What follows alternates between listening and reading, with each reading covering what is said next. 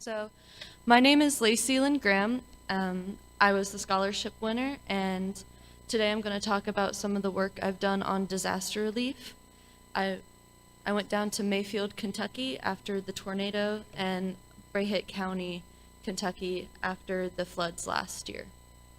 Me and my dad decided to work with Samaritan's Purse, which is a Christian-based organization, and we've donated to them before, so we wanted to see what they did for disaster reliefs, and we also wanted to make sure that while we were down there, our time was well spent.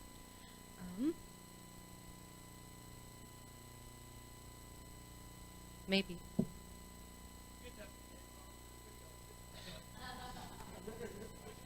It says it's on. Y'all are doing this on purpose. I told you, I have a thing with technology. Okay, wait. Okay, Just I'm not when I gonna do touch it. Okay. So, as everyone in here knows, on December 10th of 2021, the Quad State Supercell went through the southern and Midwest United States, and Mayfield, Kentucky was one of the hardest hit areas. The picture on the right is my first 2 days that we were down in Mayfield, and then the picture on the left was our second 2 days. And in these pictures, you'll have people from 7+ states, and we even had people from Puerto Rico some of the days that came and helped with disaster cleanup.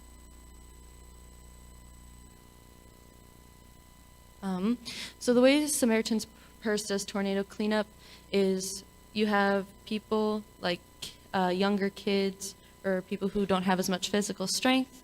They'll get the small debris like tree branches, shingles, smaller pieces of wood or brick out of people's yards, and then people with more muscle power will use chainsaws to get bigger trees out of the yards. And the main goal for Samaritan's Purse with tornado and flood cleanup is to just make the house safe, and so the people can get their insurance companies to come out and give them their money for the house. But the most important thing about disaster relief is just sitting and talking with the survivors, because they all want to just say what happened to them. We worked from December 17th to December 21st, so we were there within a week of the tornado happening. So the first house we worked at is on the right, and her name was Jenna, and we spent about 4 hours at her house. We cleaned up smaller debris, and we got a giant tree off of one of her sheds. And something about this trip was later that week there was a Christmas play up in Paducah, and we actually ended up seeing Jenna there and getting to talk to her again, and she sat with us during it. And it was good knowing that even in just the short couple of days that we were there, her life was starting to get back to normal. And the second house we worked at belonged to an older man named Kenny, and from that picture you might not think that it was an 8-hour job to clean up his yard, but there was a tree in the backyard that had a 6-foot base that fell on one of his sheds, and of course it was raining, so the bobcats were having trouble getting the trees. Everybody was slipping and sliding around. It was really like an ice skating rink out there.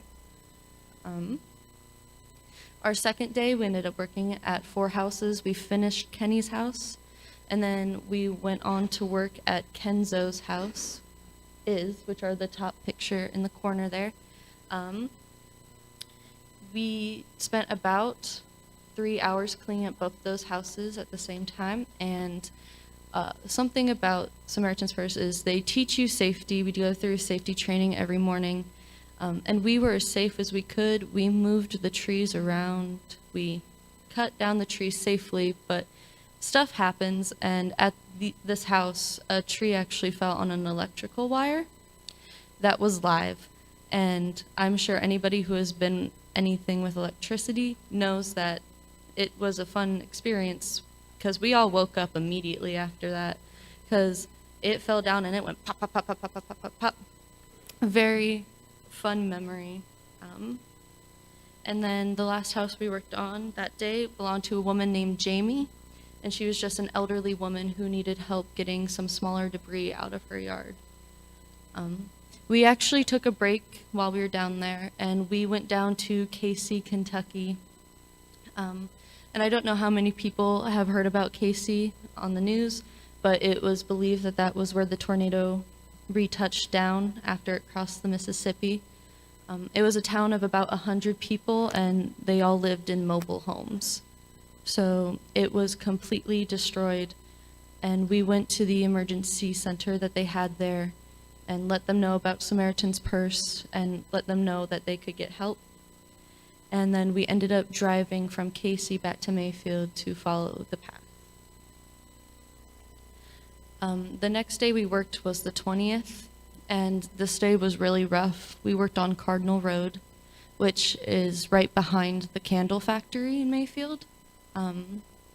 So a lot of the houses were pretty much flattened, destroyed, condemned. And the house we worked at first, on the right, was a man named Jim, and it was his childhood home that his dad built himself, and he had lived in Mayfield his entire life.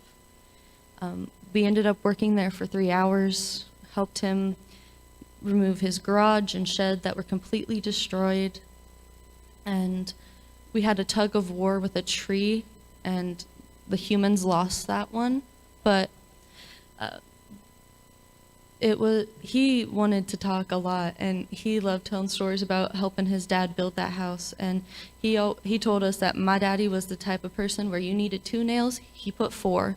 And if you look across the street from that house, there's nothing, and there were houses there. And people died in this area. And while we were there, neighbors and survivors told us stories of the people who died. I'm not going to tell any of them up here, but if you do want to hear any of the stories that I heard from survivors down there, you can find me afterwards. The next 2 houses we worked on that day were a half a mile away on Cardinal Road. And looking at those pictures and the damage difference, you would have never guessed that. But we worked on getting a big tree out of the first guy's yard, and then the other guy was an elderly farmer who just needed help getting debris out of his field. The last day we worked was the 21st, and we were able to work at 5 houses that day. That day was a bit of a whirlpool because the first house we were going to work on, another disaster relief team got there first, so we had to regroup, and then we got told a new address, and none of us could type in the correct address on the GPS, so we all went to the wrong place and had to regroup again, and it took about an hour that day before we actually got to work. But when we did, the house in the middle belonged to a woman named Elizabeth. She didn't have a lot of debris or anything in her yard, but her father had passed away the week before the tornado happened, and she had to put the funeral on hold, and she just needed somebody to be there to get one thing off of her mind, which is what Samaritan's Purse was all about. The next house we worked on belonged to a man named Bill, and he was an elderly man. A big tree fell on his grandkids' jungle gym, and he needed help getting the tree out of the yard and then helping fix up the jungle gym so when the grandkids came the next week they could play. The next house was just down the road from them. It was a younger family who had a fence destroyed in their backyard who just needed help moving that and moving the trees. And then the house before last is the very top one up there. It is across the way from Cardinal, and you can't see it in that picture, but those grain silos actually were crushed by either RFD or a microburst, and it looked like somebody just stomped on them. At this house, we actually played a little game with some logs because people were trying to carry the logs down the hill, and so instead, we decided the 3 of us would get together and we would start racing to see who could get the logs down the fastest. because this was a very sombering experience, but there are many good, happy memories that came with this as well. The last house is in the middle there, and it belonged to a man named Jim and a woman named Eula. They just had an antenna in their yard, but he had back trouble and couldn't get it himself, so we spent about 30 minutes there. But something Samaritan's Purse does is they have a Bible, and everybody there who worked signs the Bible, puts their name, where they're from, and leaves a message for the homeowner. And at the end, they present it to the family, and I actually got to present the Bible to Bill and Eula. I'm going to move on to Breathitt County, Kentucky. On July 28th, 2022, there was a stagnant storm, and it produced heavy amounts of rain and ended up flooding a lot of parts of Kentucky. And Breathitt County, or the town's name Jackson, Kentucky, got hit some of the hardest damage there. A flood cleanup is a lot different than a tornado cleanup. So what we do is a mud out. And first off, you gotta go and scrape all of the mud and sewage out of the house that happened from the flood. And then you strip the house down to its bones. And then they use a product called Shockwave, which is similar to chlorine, but it prevents mold growth. So you'll spray out any remaining mud and then spray the Shockwave. And again, the most important thing is listening to the survivors. I was in Breathitt the same amount of time I was in Mayfield. I was only able to help clean one house while we were there. I don't know if people realize how much damage a flood can do to a home, because if you look on the outside of the home in this picture, you would never have guessed that it had flood damage. But the second picture is inside, and I'm standing where the kitchen used to be in that house. This family actually had their house flooded in 2021 during the flood that happened, and they had moved in not a week before the floods in 2022. They didn't even have a chance to take the tags out of their dishwasher before the house got flooded again. But a big part of doing disaster relief is the mental health aspect it's going to have on you. So I started doing disaster relief when I was 18 years old, and it is very hard to be there and see just the total devastation. Because it's trauma when you're there. It might not have happened to you. You might not have lost your house, but you have trauma being there and seeing that. And you might not even realize until a year to years later that you're affected the way you were. When I'm on the highway and I see litter or something that could look like tornado debris, I get taken back to Mayfield and think that that might be tornado damage. I can't smell Christmas-smelled candles anymore without thinking of Mayfield, because while we were there working by the candle factory, you could smell the candles still in the air. The entire area smelled like Christmas candles, you know, like when you walk into a Hobby Lobby. And I can't smell those smells anymore without immediately being taken back. And I now get pretty anxious about any time I see any type of storm and fearing that it's going to do what it did to Mayfield. And I used to love watching the radar and seeing the hook echoes, and I still do want to see a tornado. I just never want to see them in a populated area, and that's not reality, but the mental health aspect is really important. So I kept a journal the entire time I was in Mayfield and Breathitt. I'm very open with it. If you want to come read any of the stuff that I did, any stories, you can come talk to me about it. But one of the best things about working there is realizing that humanity still exists, and it reinstored my faith in humanity a lot, because on the news, they don't share the people who are helping clean up. They don't share that my group, there are definitely people of a different religion, different political party, different views as me, but it didn't matter, because the only thing we had in common was we wanted to help people. And I think that not enough people realize that there are still people who just want to do good in the world. Mental health resources. I know that I struggle with mental health, like anxiety and depression. And there might be some of you out there too, but the National Suicide Prevention Line has been changed recently to 988 instead of the long 1-800 number. And then the NAMI and SAMHSA both have really good resources for people who struggle with anxiety, depression, ADHD, PTSD, if were a military veteran. And the only way to get over trauma is to get it out of your system, whether that means talking about it or writing it down. And yeah, what can you do to help?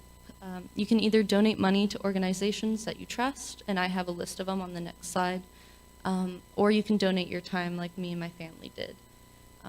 But I didn't put this on here, and I wish I did, but the biggest thing you can do to help is to not forget them.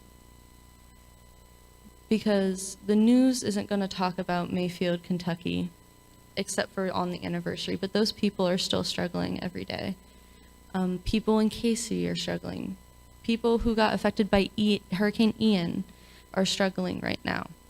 And yes, money and time help, but just remembering that they're there a year, 5 years, 10 years, because it's going to take 10 plus years for their lives to get back to normal. Here are some disaster relief organizations. All of them can be trusted. I would do research into local organizations and make sure they're the real deal. But there are a lot of businesses that will provide free food for disaster relief workers and people who can't afford. The Red Cross is always really good because in those situations when people are hurt and need blood, there's a shortage right now, and that's a really good way to help.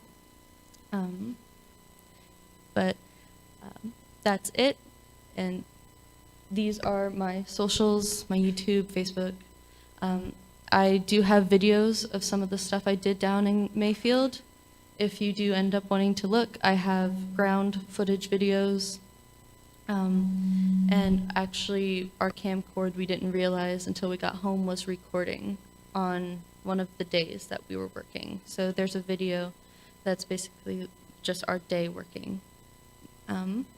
If anybody has any questions. Got time for about 1 or 2 questions. Anybody in the audience? Going twice. All right, Laci, thank you very much. Hey guys, Jock Williams. Nice to see everyone. There's a few faces here that I know, and I want to thank the board of directors for this and everyone that's going to be seeing this. This is Hurricane Ian, and out of plenty of hurricanes that I've intercepted, this was personal for me because it put me in a position to where I felt that I had a moment where you believe that you may have done something wrong. And it was a brief moment. So the yellow arrow there is where I was. That was Boca Grande Island. It was a peninsula. Reed Timmer was in Sanibel Island, about 25 minutes to the south. And it was a very incredible experience. It was about the island where I was, and that part of Boca Grande was like maybe 1,500 feet to 2,000 feet wide, less than a mile wide. So high-end Category 4 hurricane coming in, and it was incredible. So we're going to go ahead and play it now so everyone can see some of the footage. That is radar scope, and that's my dot on that little island there. And then you have Fort Myers, which got horrible storm surge. I went down to Fort Myers about a day prior, and there was a lot of people there. And it was unfortunate because the storm surge that came in was devastating and deadly, not just for Fort Myers, but for Cape Coral as well. And there was some people throwing hurricane parties. We see that a lot down in Louisiana and the Gulf Coast and stuff. And, you know, they're used to it down there. You know, I'm sure there's some people here that, you know, I've seen that. But my thing was I knew what was going to happen whenever I was starting to see the adjustments in the wobble on the track with the eye wall. And about a day before, you know, Tampa was on the gun, you know, with the cone of uncertainty. But I knew with that, we had a trough right there, and it was sagging further to the south. So it was adjusting with the track of Hurricane Ian. So I was like, well, Fort Myers is going to get it pretty bad. So we went down there and saw a lot of people. And, you know, as a chaser and stuff, I like to, you know, let people know, hey, you know, you need to get out. I mean, I don't want to see people hurt at all. But I had a few people laugh at me when I was down there. You know, I said, you know, I was a little aggressive with it. I'm like, you guys need to go. And I'm like, okay, that's all I'm going to say. You guys have a good day. I went on my way and went back north. So we're going to play the video now.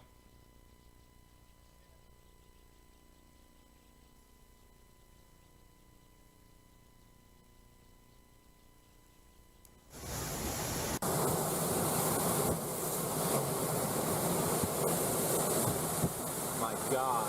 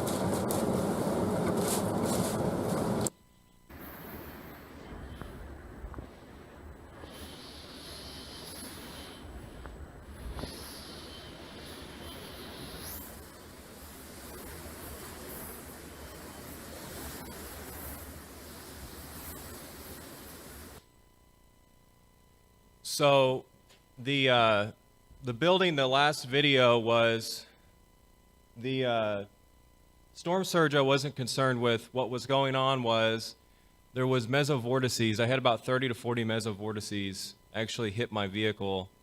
And normally in hurricanes, the surrounding shear around those vortices is stronger, so the actual vortices are usually weaker. Well, the vortice itself, some of the vortices we had were actually getting very strong. As you could see in one of the videos, you could see my vehicle wasn't just going to one side, it was actually going like this and then up. So I started feeling that some of the suspension started releasing. So at that point, I jumped in the back seat and I said, I think I need to go, you know, in one of these buildings. Well, that was even the more worst mistake that I made, because I got out, I couldn't walk. I had to actually, I had to wait, I had to time it just right to walk because I couldn't walk. You can't walk in that. So I Freaky Frank, that's what I call my chase vehicle, Yukon, that's stairs right there, completely evacuated. I did not go in any house, no matter what. Even if my life was impending, I would never infringe on someone's, you know, privacy or quarters. But that was inside a porch area right there. Well, what happened is I started feeling the floor go like this and lifting up. So I'm like, I need to get out of here. So I go back to my SUV, and maybe 5 minutes, the back end of that building, a big gust had come through, because the back end was already exposed and it had blown out that entire front end. And that whole building, most of that building was gone where I was. And these buildings are actually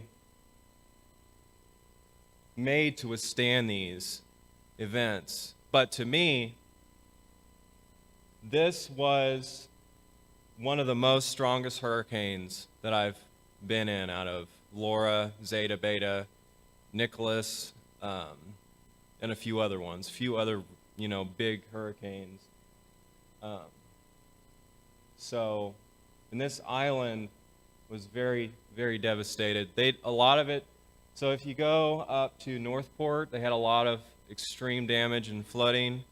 And then from Boca Grande, south to Sanibel, all storm surge.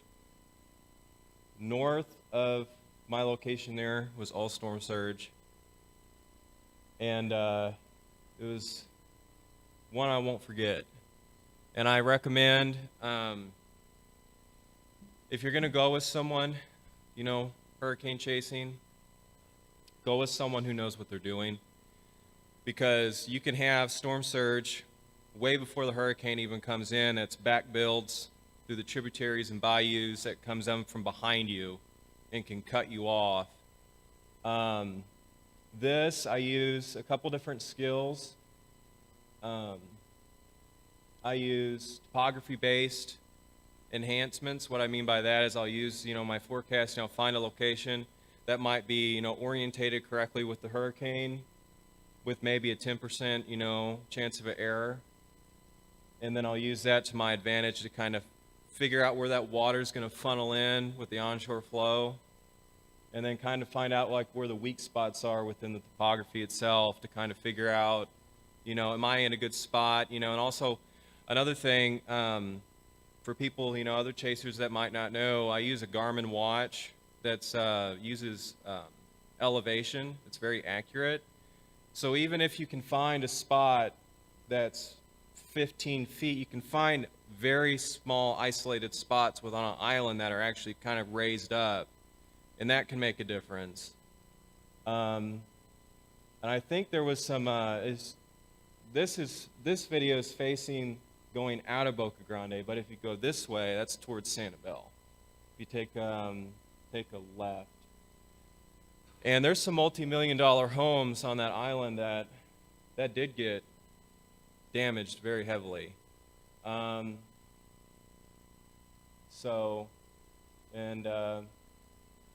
think that's all I have. Any questions? Any questions out there for Jock? Okay, we got one over here. Yes. All right, thank you guys very much. Hold on, you got a question over here. Hold on. You got a question. Oh, yeah. I've been to Sanibel Island before and around that area, Fort Myers metro area, and I really like the tortoises there. Do you know if they're okay? Because they can't swim. I think they would have been underneath the surface water at that point, because they would kind of know about that. I would also say that a lot of the wildlife, a lot of the vegetation isn't going to come back because that saltwater inundation, even far inland. That's another thing we've been seeing, like with hurricanes and stuff, with global climate change and sea level rises. It is, we get more seawater inundation further north. That affects a lot of the vegetation. But the sea life and stuff, I had hawks that would land on my SUV and stay there. They would not, they wouldn't budge. They were scared. Like I was at one point. Natural reaction. Yes, very. Very good. Any other questions? Oh, that's a good story. I mean, that's a good question. So there's a shed out of that view to the left. It was obliterated when the building became apart. And I had, and I returned it when I was done, but there was actually a shed full of equipment and stuff, and it got obliterated and thrown into the road behind that view with some chainsaws. And they worked. I cleared a path going out, and this was maybe 11, 12 o'clock at night, and it was still 100-mile-an-hour winds. It was still bad. So I got out of my SUV and I cleared the road going out of the island, and it took me about 2 hours. It was crazy. Any other questions? Go Anybody ahead. else? Oh, wait. Is there one over here? Yeah, there's one right there. Sorry. Okay, sorry.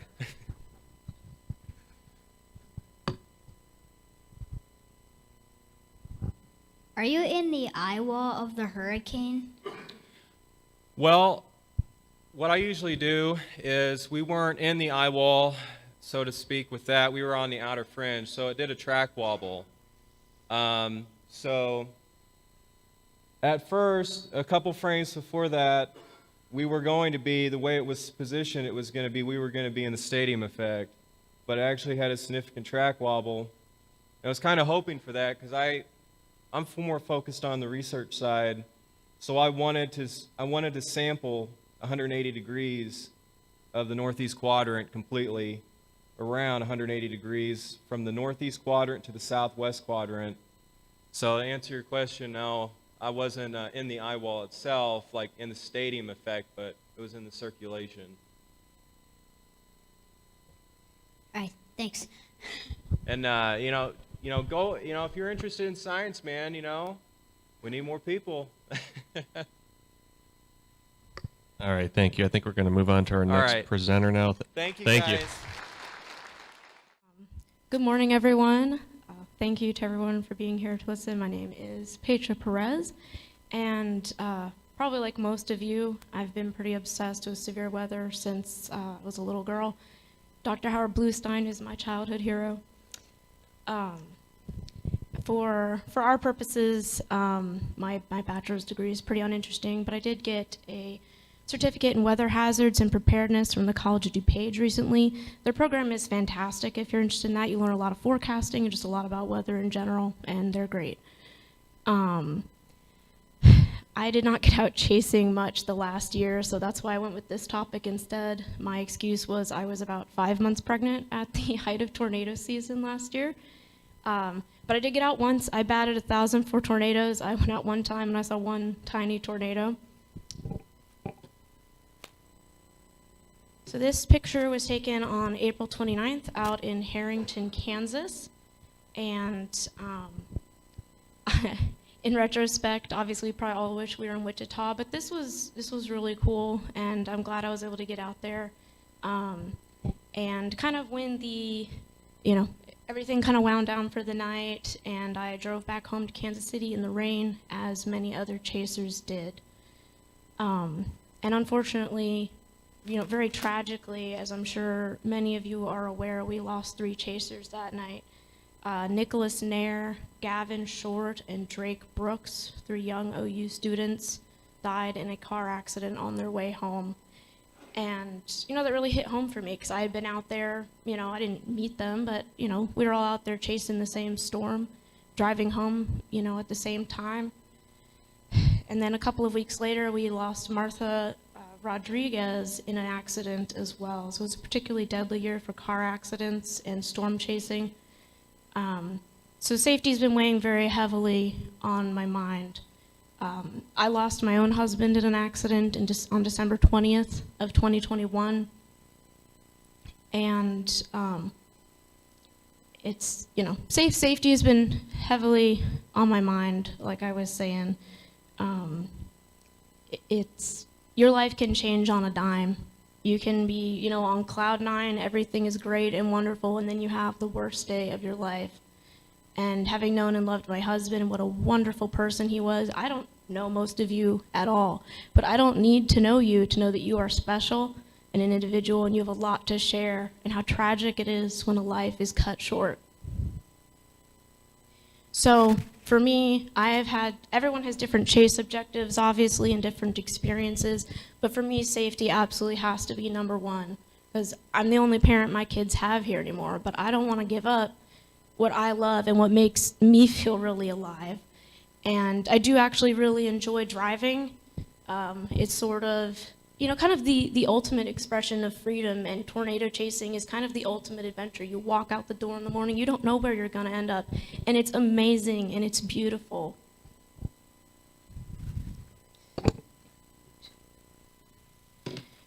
This probably is not, I'm sure it is not a comprehensive list, but this is everyone who I could find who has passed away in a car accident, either to or from their target area or during a chase.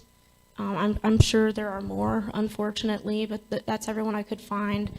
I didn't include people who passed away, like Tim and Paul and Carl, because they didn't get in a car accident. Unfortunately, that was due to the tornado. So I just wanted to take a moment to remember all of these people.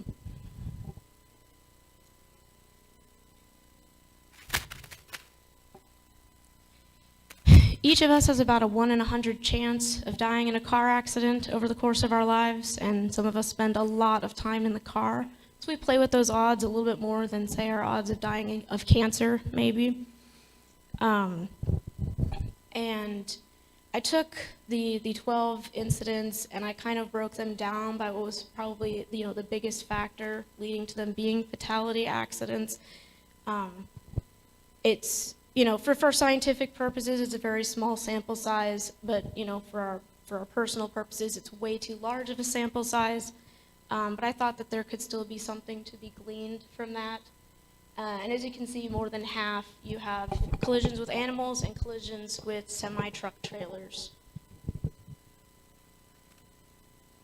So I was going to talk just a little bit more about kind of the two things that have, been involved with most of those accidents. As far as animals go, deer are probably the biggest problem. I don't know about you guys, but probably about the scariest thing I can see while driving is not a tornado, it's the silhouette of a deer on the side of the road. It's scary.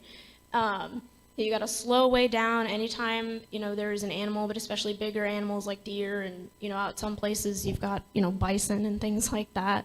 If you're chasing maybe way up north. And kind of a big thing with animals is do not swerve for them. I know instinctively we don't wanna hit the animal, but accidents tend to be more severe if you swerve, so you just have to slow down as much as possible. Try to honk your horn if you have time. And keep in mind that during the second season, there's a lot of overlap with the rut when deer are most active from October through December. So if you're out chasing that second season, just keep that in mind as well, that they're extra active during that time and to be just extra alert for them. And even if the deer has already crossed the road, if you see one deer, there are probably more. They all have buddies. So just, even if it's already crossed, just slow down. There might be more somewhere. So just play it safe. With semi-truck trailers, they are just way bigger and heavier than you. An empty trailer is about 35,000 pounds. A full one is up to 80,000 pounds. It's just no contest if you get into a collision with one. So try to give them extra space and the respect that they deserve. I'm sure those poor truck drivers see all kinds of shenanigans on the road.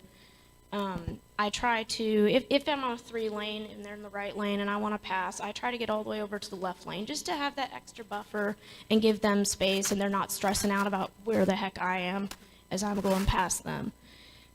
If one is directly behind me, if I have the flexibility, I try to go to a different lane, because the reality is that if something happens on the road in front of you and you have to stop and there's a semi-truck right behind you, you have probably drawn the short stick for the day.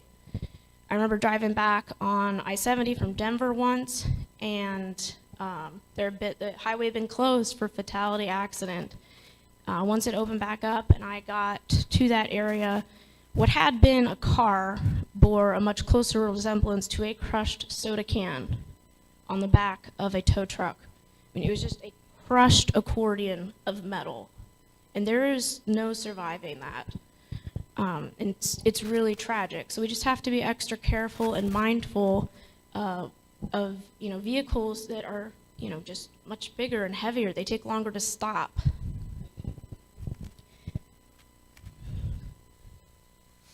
So, and obviously, I'm not like an expert driver. There's many people here who've been driving a lot longer than me. But I thought, okay, what have I been made to think about as far as how can I be safer? And hopefully that'll help everyone else to draw on their own experiences and thoughts as to what can make them safer on the roads. So obviously obey all traffic laws, maintain a safe seating position, always be buckled in, wear appropriate footwear. I know we all learn kind of 10 and 2, but it's actually much safer to maintain a 4 and 8 position on the steering wheel. That way, if your airbag deploys, it's not breaking your arms. Obviously, sorry, I'm losing track here. Take a defensive driving class. Statistics have shown how helpful those are in reducing car accidents. We all get a little rusty, there might be things we've forgotten. It's probably a good idea to review your driving handbook annually. Stay nourished and well rested, take regular breaks, do your mirror checks. Obviously, we all could try to plan for escape routes from tornadoes. Something I like to do when I'm doing my mirror checks is plan escape routes for accidents. See where the cars are, what they're doing. If something happens with that car, what am I going to do? And it helps you stay alert and hopefully more prepared for, if there is an accident nearby to your position as you're driving. I'm going to reiterate, don't swerve for animals and maintain extra space between yourself and semi-truck trailers, motorcycles, kind of the same principle, but in reverse. You're much bigger and heavier than them. Try to be courteous and respectful and give them the space they need to stay safe. Any vehicle driving erratically, and I should have put on here as well, like all emergency vehicles, any vehicles on the shoulder, etc. Try to maintain a safe distance at all times. As far as your vehicle goes, stay up to date on maintenance. Review how to do emergency procedures, know how to change a tire. Bring good emergency supplies with you. My car burns oil, so I have to make sure I have oil with me at all times. I don't want to run dry on oil out in the middle of nowhere in Kansas. And something else that I have found particularly helpful is instead of having a donut for a spare, just have a regular tire for a spare. You don't want to be limping around on a donut in the middle of whatever's going on with your chase. So if something happens with your tire, you can just take off the old one, put a new one on there, and you're good to go. And just for fun, this is my current chase vehicle. And the type of vehicle you have probably matters less than how you maintain it. We all obviously have different chase objectives and different budgets, and probably most of us are just making do with what we have. I have to be very careful with my car because that also doubles as my kid's limo/spaceship. So I can't be just wrecking it. Because this is what I have to do everything, not just chase. And so the most important thing is take care of your vehicle so that it can help take care of you and get you where you need to go, where you want to go. We all, sometimes drive long hours on a chase. These are just my personal safety rules. Again, everyone has different chase objectives, and some of these are a little bit subjective. And some of them, I've added to it because I found as I was chasing that I was doing a lot of late driving, a lot of driving at night in the rain, and it's just dangerous. And I am not going to do it anymore. And sometimes it's kind of unavoidable. Even in the course of our normal lives, we end up driving late or in the rain sometimes. The more we can kind of cut down on our time doing that, we're helping ourselves out and other people on the road as well. And to go along with that, my safety tips, make sure you have enough time to get where you need to go. And sometimes that is challenging. Your chase target can change halfway through the day, and you're like, oh, dang it, if I'm going to get there, I gotta go, We've all been there. But try as best you can to leave with enough time so that you're not speeding and you're driving as safely as possible. Plan on being gone longer than you really think you are. At this point, if I'm chasing, I am just going to plan on getting a hotel. I've had too many times I'm like, okay, I got to get back by tomorrow, so I have to drive all night. And at this point in my life, I'm just, if I'm going to go chase, I need to make sure that I have enough time to be out for, probably a couple of days, day and a half, depending on how far away it is. Sometimes I get lucky and there's, tornadoes in the Kansas City area. Can't see my thing. Yeah, again, oh, that was a big point I wanted to make, was study maps of the chase area. We do that to find escape routes and everything for tornadoes, but it also, for me at least, helps keep me kind of cool and collected. Sometimes your GPS does funky things. It'll call the road by a different name, and if I'm driving around town, I know, like, okay, the GPS is just being weird. I know where I need to go. But if you haven't been someplace before, who's to say? It's good to study maps, just kind of a mental image in your head of the area that you're in. So if you make a wrong turn, you're not all stressed out and more likely to get in an accident as you are maneuvering around.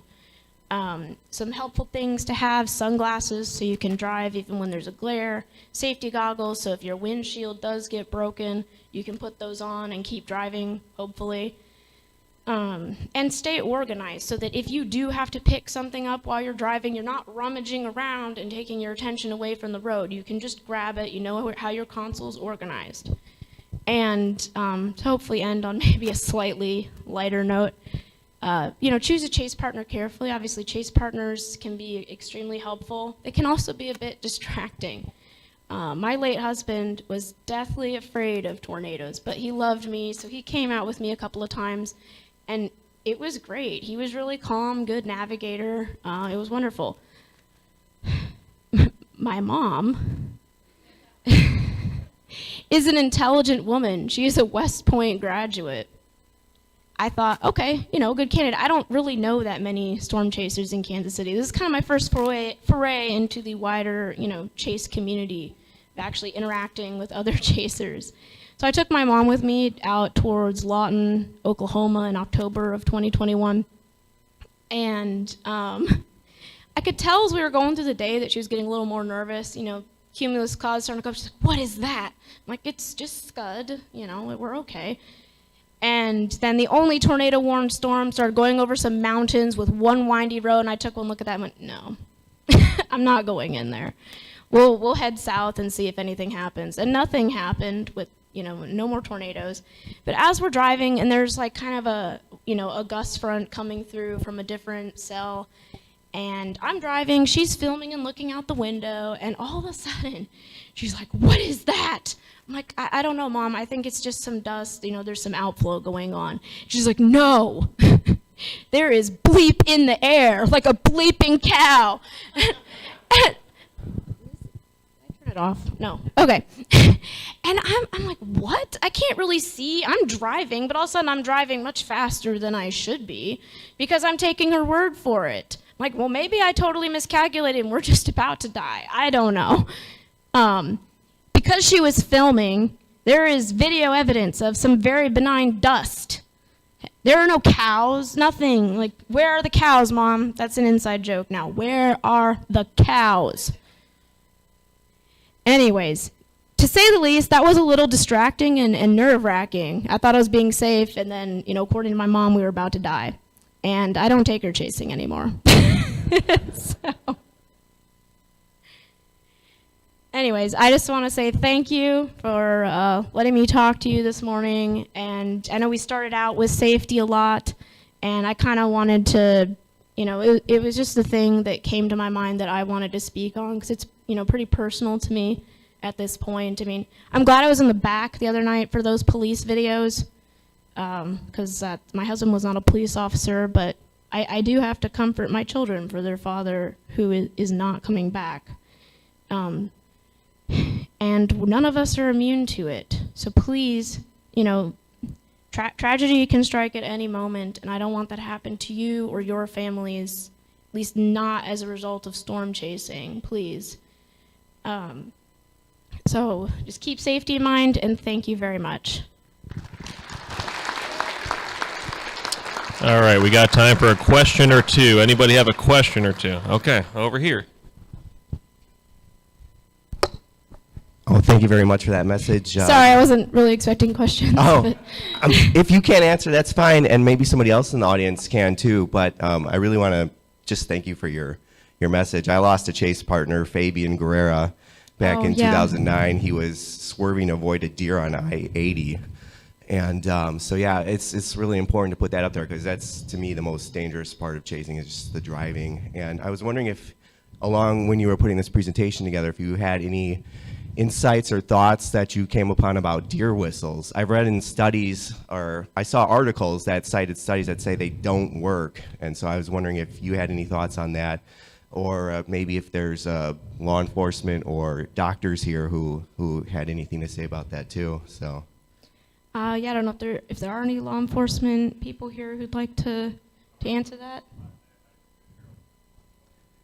Oh, deer whistles? Any thoughts on how effective deer whistles are? Because I know that's a major problem in chasing, and I've seen articles that say they actually are not very effective. The deer can't hear them in time, and they don't know how to react to them. But I've seen them always suggested as a good way to avoid those accidents. That is, there's no way to avoid deer, and it's just. Everything that I've done in research and accident investigations and whatnot, animals are going to be animals. There's no whistle, there's no sound.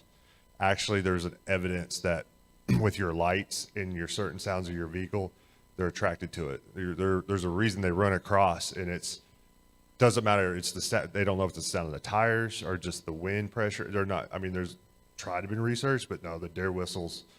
That's just a ploy that was, I think, done back in the 70s and 80s, and really just the evidence that I've heard of and known just doing accident investigations, that's nothing there's nothing you could do to stop from hitting deer. We're in their world. We took their land, right? So that's the way it is. Got time for one more question? Thank you Anyone has one? for contributing that. Anybody? Going once, going twice? Okay. Brent. I can just add on to what was said previously with the previous question in regards to deer. I trucked for 10 years, and in trucking, obviously, I was on the other perspective of your presentation, so I love that you brought that up, because driving the truck in severe weather is honestly sometimes one of the scariest things, because you can literally 1 minute you're fine, the next minute you're on the verge of being rolled over. And so it's very, very important, the topic of her, giving space is extremely important. But in regards to animals, the best thing to do, keep both hands on the wheel, keep it straight. If you have to hit the deer, hit the deer. You can file an insurance claim. You can do that. If you swerve, the more likely chance is that you're going to be on the road. In our safety courses in the trucking industry, it was absolutely a no-no for you to ever swerve, even for like debris in the road. Even if there's debris in the road, you don't swerve, because you're most likely going to end up making it worse rather than better. So that is my key point, is just like you said, don't make an erratic move when it's not necessary, unless it's literally life or death situation. Like if it's a power line or something like that, you might need to make an erratic move, but just go through it, and keep your hands on the wheel. That's the biggest thing. Thank you so much, and for contributing to the conversation. All right. Thank you very much. Great presentation. Good morning. First off, really thank you all that stuck around. When I first got here this morning, and there were about 5 people in here, I was a little worried. So thanks for sticking around. It's been a great weekend. This is really a last-second thing that I decided to do about something I'm very passionate about. I don't have any PowerPoint. I'm just going to show you pretty pictures. So my name is James Langford, and I've been chasing since about 2002. I'm more of a photographer originally than a chaser. Started chasing lightning in the Dallas area early in the 2000s, and then started chasing with my friend Zach Biggs in the mid-2000s. Started getting involved in storm track. Know some of you from there, and know others from seeing you out there. So my obsession is time-lapse, and that's what I'm going to talk about this morning. Show you some videos and why I do things the way I do. Talk a little bit about the gear, and try to keep this short. So I am a Canon guy, totally. So if you shoot Nikon, sorry, you can come fight me later or something. And I'm a Windows guy, not a Mac guy, but I have lots of good friends that shoot Nikon and use Mac, so whatever works for you. But I have a lot of Canon gear. It's kind of evolved over the years. I started with a 10D, and I'm shooting a 5DS, a 5D4, two 6Ds, and an IR modified Canon 5D, because I really kind of went all in on time-lapse. I have a time-lapse rail for adding motion to my shots. I have what's called an emotimo for adding kind of side-to-side axis motion as well. And you'll see here at the very last video that when it all kind of comes together, you can make some pretty cool things. So what is time-lapse? Time-lapse is basically manipulating the time element in a video. So it's taking a long amount of time, shortening it into about 10 seconds. So a normal time-lapse video for me is about 10 seconds long, and it's made up of about 300 frames. So it takes a long time to capture 300 frames if you're shooting it like every 2 seconds. So you need a lot of time. So most of the time, when I'm chasing, I'm way ahead of the storm, usually at least 10 miles or so, where I can get into position, set up my cameras, and wait as it comes towards me. So you'll see that in a lot of my videos, I'm not always very close, and it's really hard to get tornadoes with time-lapse. Some of my friends like Michael Binsky have done it successfully, and I have one video here I'll show you where I've done it, but it's hard. It's a lot easier with a video camera. You do not have to do time-lapse the way I do it. You can use a video camera. You can speed it up. You can use a GoPro, take video and speed it up. That's still time-lapse. The way I've chosen to do it, because I like the quality, is to shoot DSLR stills in RAW and then convert those individually and use a program called LR Time-Lapse to ramp the scene. I use mostly Adobe stuff, so Lightroom, After Effects, and Premiere to render my videos. So let's see. So yeah, I'm generally kind of way out ahead of the line, and I'm not always that close. So a lot of times, like when everybody else is rolling up, I'm moving to get out ahead. So I want to start with what I very first started. This is July 12th, 2010. If any of you chase this, you know this was kind of a career-defining storm for me, but I only had a video camera back then. And this first video is a time-lapse that I shot with the video camera. So we're just going to go ahead and show a little bit of this, if you want to go ahead and start it.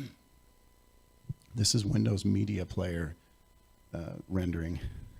So this is a beautiful storm, lots of structure. Is it moving? Okay. This is a 8 times sped up Canon HV10, if you remember the old Canon digital video cameras. Pretty cool looking, lots of motion. This is one of the reasons I like to time-lapse, because you can see the motion. You don't always see this when you're right there and in the moment, but when I go back and look at the stuff after the fact, and you watch the motion of the layers of the storm going in different directions, the inflow feeding in, just everything, the outflow coming around, the mesocyclone spinning tornado that might be in there. And you can see that this is really cool. I wish I had known to do time-lapse back then like I do now, but it's not good quality. This was like 720p at the time. It's tough to edit this. It's tough to color balance it. It's tough to get it sharp, tough to get it clear. Still really pretty cool. But this is what I first started with. So if we go to the next video, this was an inadvertent time-lapse that I did. You can close that one out and just jump to number 2. There we go. So this is using a Canon 30D. I was actually trying to shoot lightning, and I shot about 400 JPEG images. This is before I started doing RAW. Whoops. That's okay. So you can see that the quality, then this is with the JPEG. So if you know anything about digital photography, it's 8-bit versus RAW, which is 16 usually, or 12. Yeah, those are probably going to keep blending together like that. But you can see that it's quite a bit better, right? You can really see more definition. The colors are more intense. You know, I could do a wider angle. I was using a 10mm lens with this, so I could go real wide, which is harder to do with a video camera. So I kind of saw the potential when I did this, and I started looking for better ways to do it. And a good friend of mine, Michael Binsky, about the same time was starting to time-lapse with his Canon stuff. And he and I would talk a lot about, you know, the ways to do these things. And And going to a DSLR with raw imagery, raw stills, was the way to go. And so go to the next image, which is actually jumping forward quite a bit in time, but I think it's a good example of this was I don't remember, Hollis, Oklahoma, a storm day. I believe it was April 4th, 2019. It was actually my wife's birthday. So my wife let me chase on my birthday for this. This was shot with a Canon, primarily a Canon 6D and a 5D4 with a 14 millimeter Rokinon lens. So this is really wide. But you can just see that the amount of detail that you can get with a DSLR now, you would have a really hard time capturing this with video unless you were shooting something like a Dragon, or a Red camera or something crazy, right? But $70,000, $80,000 camera. This is just with a DSLR with shooting in RAW. These are 1 second intervals. So with storms, when they change a lot, you can do 1 second interval. If they're moving slowly, sometimes you want to do 2 or 3 seconds. But you would, again, I'm not close. So a lot of people were up really close to this, and it was beautiful as well out in front. I was down on Highway 287, some of the most beautiful storm structure I've ever seen. And I don't know if there were many other people that were down by us because most people were up real close. They didn't get to see this. This is actually infrared, something that I've started to do now. Found an infrared modified Canon 5D on eBay. And it just does some really cool stuff with the contrast and the light that you can't always really get invisible. But you can see the quality difference between those first couple of videos. Some of that's my rendering as well, and just my skill as doing this is improved and using Lightroom and especially After Effects and Premiere to render some of this stuff out. But so much more detail, more contrast, colors, and you can render these up to 4K very easily. Actually, I think Mike does like 8K with his 5DS, which I have a 5DS as well, but I've not rendered anything at 8K quite yet because it seems overkill, but he does it. So, okay, you can go ahead and kill that one. This next one, so like I mentioned, it's really hard to get tornadoes with a time lapse. Oh, actually, this is 5, I think, isn't it? Yeah, this is. Wait a second. I'm sorry. I think I'm getting confused. Oh, this is the Lockett tornado. So this is the storm that Tim was talking about yesterday. I missed the tornadoes, and like Tim and Carson, I had to go south because I was avoiding those sketchy roads. And when we came around the backside, this is what was on the backside, and so I had to stop. I missed the tornadoes because I stopped to time lapse this. But the structure was incredible. So there's things that you can see a lot of times around storms like that you don't see when you're right up underneath them. I like pretty much every aspect of storms. Okay, so the next one, just a little, I think this was a slight risk day in western Oklahoma on May 13th, 2020. Again, just something that you can do with this kind of stuff that, I love this scene. When I saw this house, I just immediately stopped and jumped out and set my stuff up. And so if you like this kind of stuff, if you like the more photogenic side and the artistic side of stuff, then time-lapse is a way to really create some very cool imagery. Let's go to the next one. So I have not had a lot of success with finding tornadoes while time-lapsing, but I did once, a couple times. This one in particular was April 23rd, 2021, and if anyone of you are in North Texas, you know this day. This is the day of the Vernon tornadoes. A lot of folks went north here. We started in Childress and then dropped down to Paducah. A lot of people went north. We kind of stuck on our storm. Some people got suckered south by another supercell that went off, but my friend Zach was pretty convinced this was going to be the storm of the day, so we stayed. You can actually see Rack's pole there in the bottom left-hand corner if you look real close. When we started seeing this updraft get organized, we knew we were probably in for business here with the cyclical supercell, which is what we ended up getting. So this is the first tornado that I was able to capture. If you watch closely, see you're getting the whole entire structure of the storm. We were actually closer than this looks, but you can see the tornado drop down, kind of get spun around the wall cloud there and then drop again.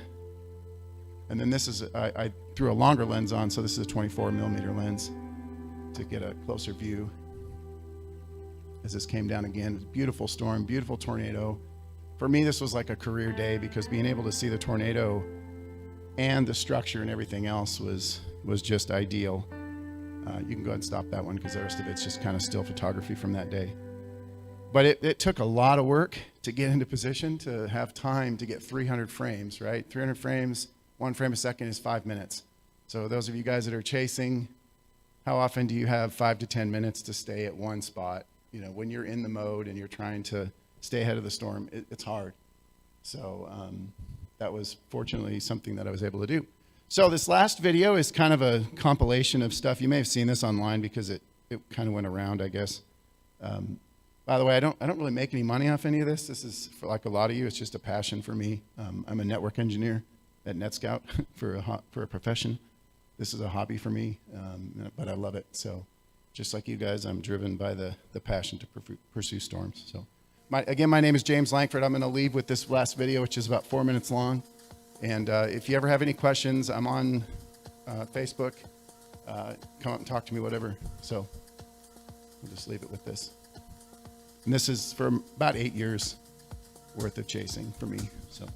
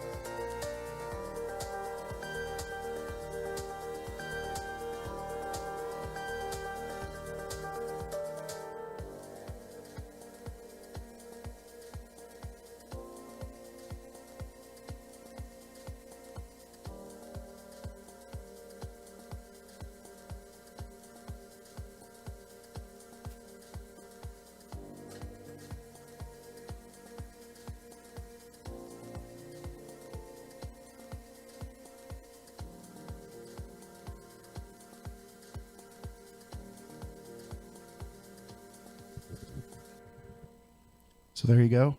Any questions? I'm over time, so. We do actually have one. Thank you very much. I appreciate that.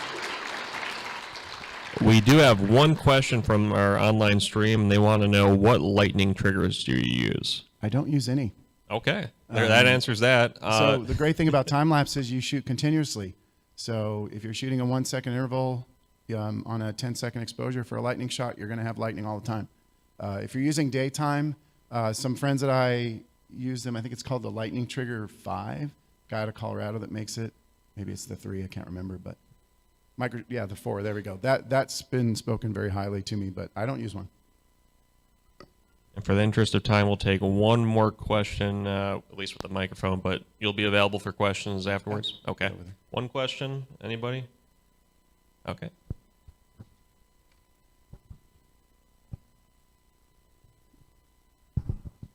Wonderful job, James. But thanks, Scott. What do you find the aspect of the time of the photograph to get the smoothness since you're converting it to video? That's a very good question. So if you get into time lapse, it's incredibly technical. And again, I can't thank my friend Mike Obinsky enough for helping me on a lot of this stuff, because getting the right frame rates is what really gives you that smoothness. So 30 frames per second is a minimum that is really, that's kind of the standard, the gold standard that you want. And a lot of it's the interval between the shots. So for fast moving storms, I almost always will shoot 1 second per interval. So it's constantly 1 second, shot, shot, shot, shot. If the thing's moving fast enough, which most supercells are, then that translates pretty well into a time lapse at 30 frames per second. If you're shooting a sunset or something that's slow, 2 second intervals, maybe 3 second intervals will give you a much better, look to the final thing. So some people will use neutral density filters to slow like if it's daytime stuff. Generally, it's kind of contradictory, but for time lapse, you want to shoot a little slower, and it's not bad to have motion in your images because you're going to blend it all together anyway. So some people will use like a couple of stop neutral density filter to lower the exposure. Generally, I don't worry about that too much. So, does that answer your question? Cool. Thank you very much. Appreciate it.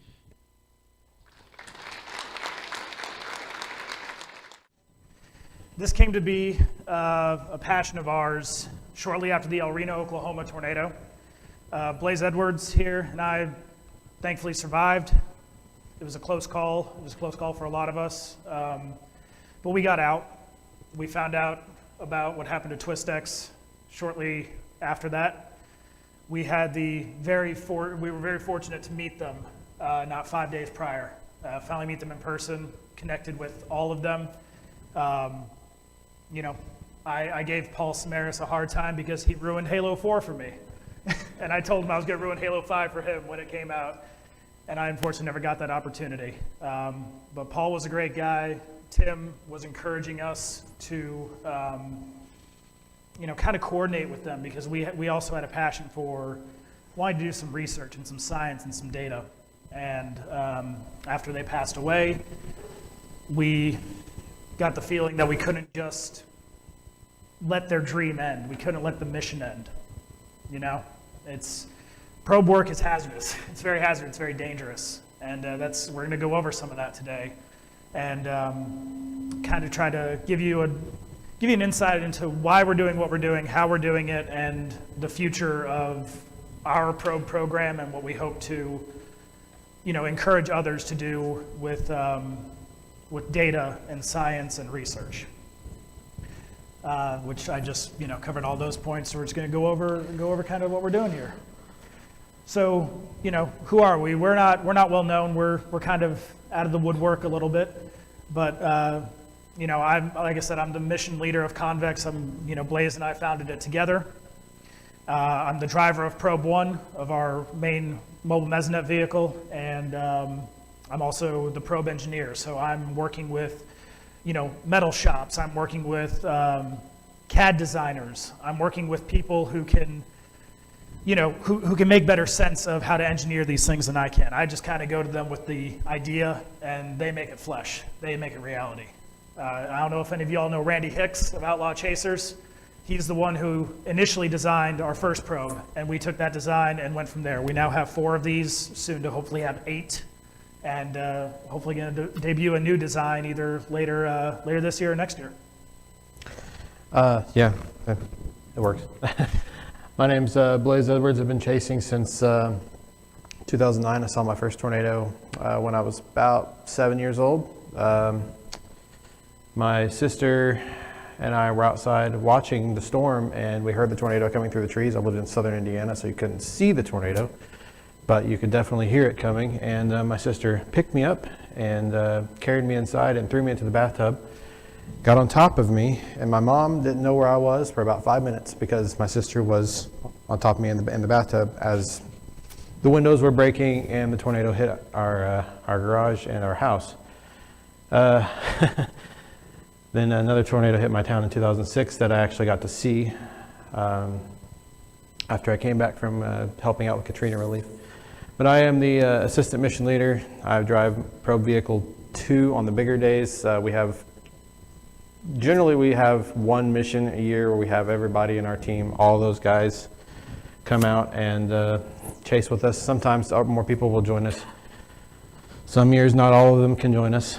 This year, we're going to have 2 separate missions because we found that April is becoming quite a bit more active than just May. But yeah, I'm the videographer, sometimes the photographer. I put together a compilation every year for what we have done.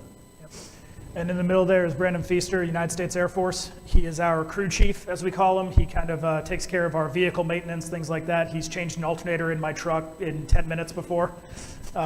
So, you know, he's very good. He's also one of our meteorologists. Next to him is Justin Urena. He is a degreed meteorologist from Ohio, and he is our lead meteorologist. So he's the one who's really kind of bringing the true book science, as we call it. You know, Blaize and I bring the instinct science. They bring the book science. He's also our navigator and our data specialist, so he's helping us analyze the data that comes out of these probes, and so we can kind of better understand how the environment's working. Far right there is Evan Coverdale. He's our relief driver, navigator, radio specialist, and social media specialist. So he works behind the scenes a lot, but he's a big help in what we do. And you know, we all met through different ways. Like I said, Blaize and I met in 2012. We've been chasing together ever since. I met Brandon Feaster there in 2009, and he and I began chasing together, and we've maintained our friendship all these years. Justin Urena met me and Blaize on the side of the road in May 1st, 2018. May 1st, 2018. Aurora, Kansas. On the Aurora, Kansas wedge tornado. Just met him on the side of the road. He's a brother to us now.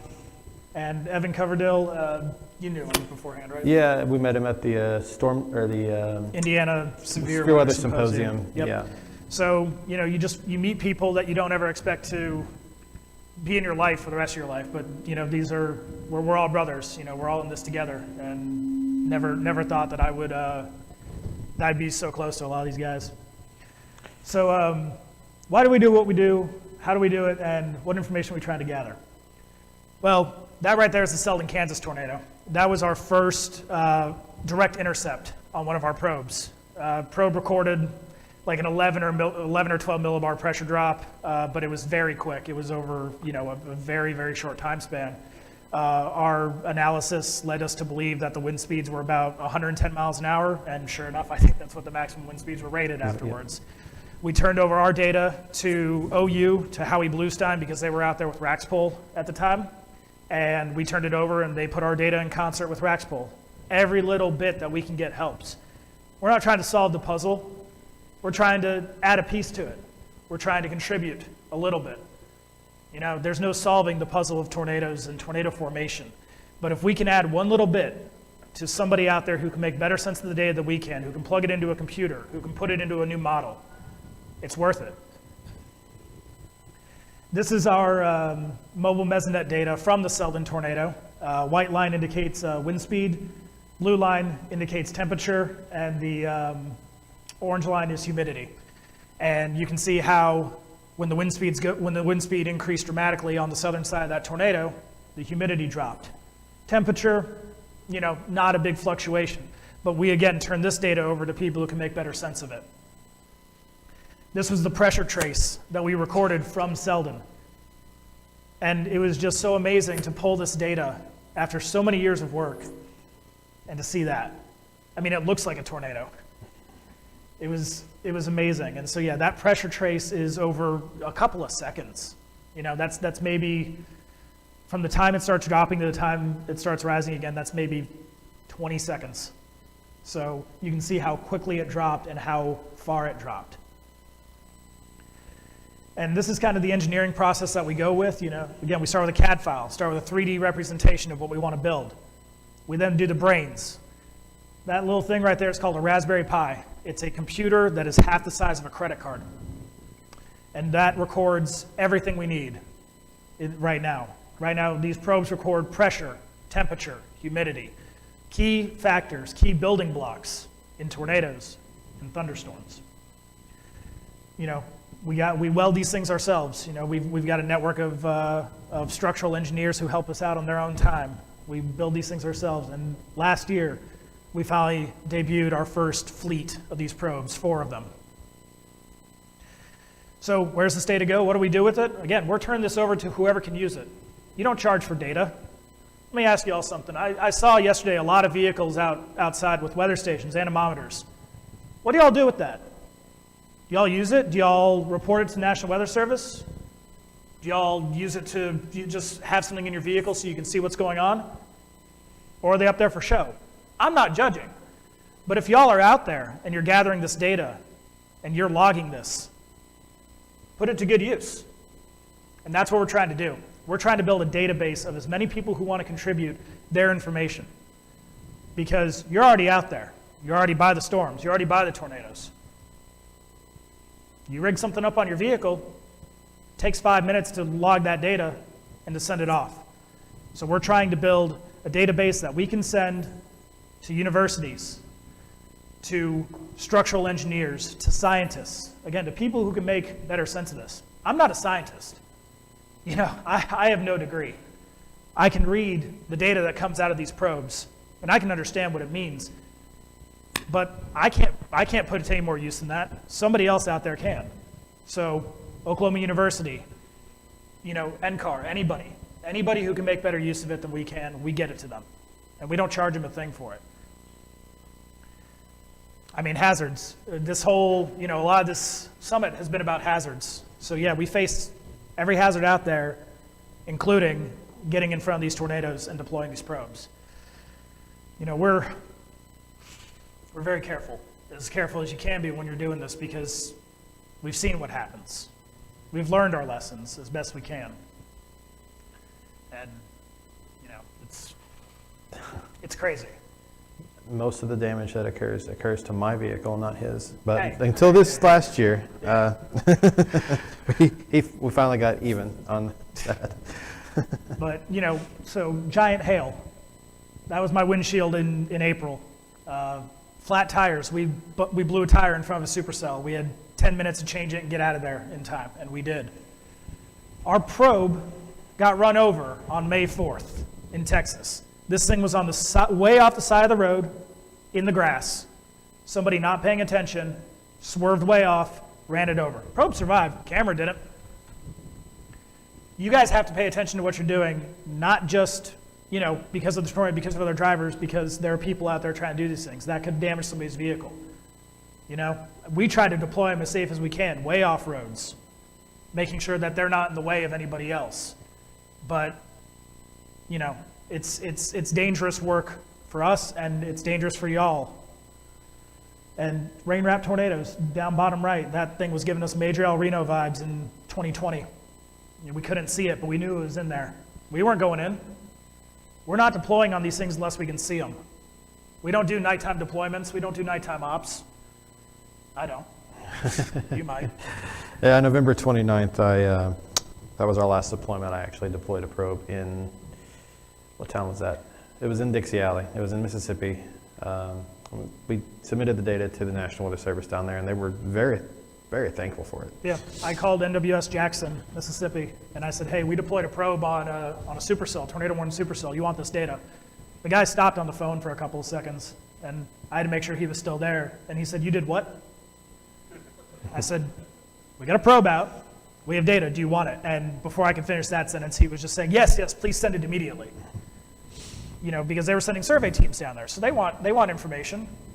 So we're logging position, we're logging all the data we need, and we're sending it to people who can do good with it. So what equipment do we use? How are we funded? So obviously we have these, you know, these hunks of steel here. They record 4K 360 video in addition to all the data points. Eventually they will be taking direct wind speed measurements. That's been a little bit difficult for us to properly engineer, but we hope to have that done in the next year or two. You know, we use AirMar weather platforms to record for our mobile mesonet data. So wind speed, temperature, all the good stuff. Dash cam, very important. I recommend all of you go out and buy a $30 dash cam on Amazon, not just for storms, but because it could, you know, save you a big headache if you ever get in an accident, whether or not you're storm chasing. Go spend 20 or 30 bucks, go get one. Ham radios, call sign WX4CVX. We're out there getting reports with the best of them. Cell boosters, very necessary out in Tornado Alley. That's a WeBoost cell booster, and they're pretty cheap given what they do. And we're funded by ourselves. We don't have GoFundMe, we don't have Patreon, we don't have any of that. You guys have it, more power to you, but that's not us. We all work day jobs. It can get exhausting, but we fund ourselves. And you know, every now and then we'll sell a video or two. It just goes into a collective pool for Convex, and we use it to fund our ops. And you know, what are we trying to achieve? Like I said, we're not trying to solve the mystery. We're not trying to solve the puzzle. Can we get a piece in? Sure. I don't, you know, we're not out there trying to be famous. You know, I don't want to be on TV. I've been there. It's not my thing. I just want to continue what was started so long ago, you know, from the Totable Tornado Observatory to Vortex to TwistX, Vortex 2. Everyone was trying to do their part. And that's what we're doing. We're just trying to add a little bit. And again, being able to see things like that, being able to pull this data at the end and say, we did that, we got that. I'd pay $1,000 to get that data set again. Those data sets are rare. They're vanishingly few. We're out there to help as best we can. You know, we came across that situation bottom left in Dixie Alley during a chase. We got out, grabbed our gear, and we helped fire clear the road. You know, we do what we can, where we can, and we don't go above what we're comfortable with. How many times did I say I'm not deploying in that tornado? Which one? Any of them. A lot. Yeah, there's a lot. A lot. Yeah. You know, I won't risk my safety or my team's safety, you know, more so than we already do. Seeing tornadoes, chasing tornadoes is already dangerous. Deploying in tornadoes is extremely dangerous, but I won't go in if I don't feel it's safe. If I can't say for certain that I'm going to be able to drop a probe and get out of there, I'm not doing it. It's kind of a checklist we have in our head. Like, it's got to be a paved road. Storm's got to be moving at a certain speed. Got to have a good angle in the direction. It's got to be daytime. Yeah. So, you know, we run a mental checklist every time we're getting ready to deploy. And we've got these things down to where we can get one of these out and get it in front, you know, what, 10, 20 seconds from the time we get out? Yeah, I watched on one of our videos, you had it out in 18 seconds. 18 seconds. That's not a bad deployment time. But 18 seconds can go by like that. Ed Grubb was saying, you know, yesterday he was talking about when Tim, Paul, and Carl deployed on that tornado, and they got out of there and they had 15 seconds before it ran them over. Or before it ran the probe over, rather. You know, you deal with margins like that sometimes. And it can get scary out there. I mean, it really can. But we're, like I said, we're just trying to do our part, do what we can. And, you know, we're not going to change the world, but maybe we can help it a little. So, any questions, comments, concerns? We got time for about 2 questions. That's about it. Anybody have any questions? Nope. There's one right there. Okay. How many probes have you guys successfully deployed and sent data in that was useful? So we've deployed on 6 tornadoes since we started this? We deployed on 6 tornadoes. We've gotten data from all 6. We've sent in data on probably 3 of those 6 because that was usable data. You know, the others either missed by too much or, you know, the data just wasn't good enough to send in. But, you know, we have about a 50% rate on, you know, deployments versus actually sending in data. But we're trying to improve that, you know, and that's why we're building more probes. Okay, we have one more question right here. You mentioned that you were having issues engineering-wise with gathering wind speed. Yes. Why is that? Small platform anemometers are very hard to come by. You know, right now the only thing that we have access to at the moment is mostly consumer grade or slightly pro grade weather stations. Those are, you know, decent in size. We need to keep these things as small as possible so that way they're not getting lifted or tossed or our equipment isn't getting damaged. However, we have now found a new piece of hardware where the anemometer is about that big, and it measures off kinetic energy and it's actually measuring off of the heat that is being generated on it. So we're hoping to be able to program those, attach those on board, and be able to measure horizontal and vertical wind speeds. All right, thank you. Yep. That's all we can do for questions. Jared and Blaize, you can be around for any other additional questions. Oh yeah, off we'll the be around stage. if you guys want to find us, and there's our contact info, our website, and our email if y'all would like to get in touch with us. Thank you so All right, much. thanks, guys.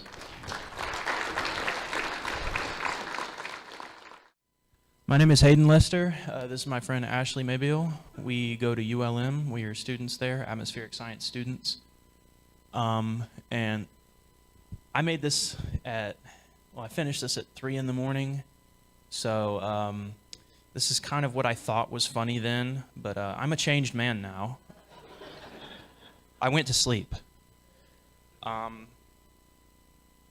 So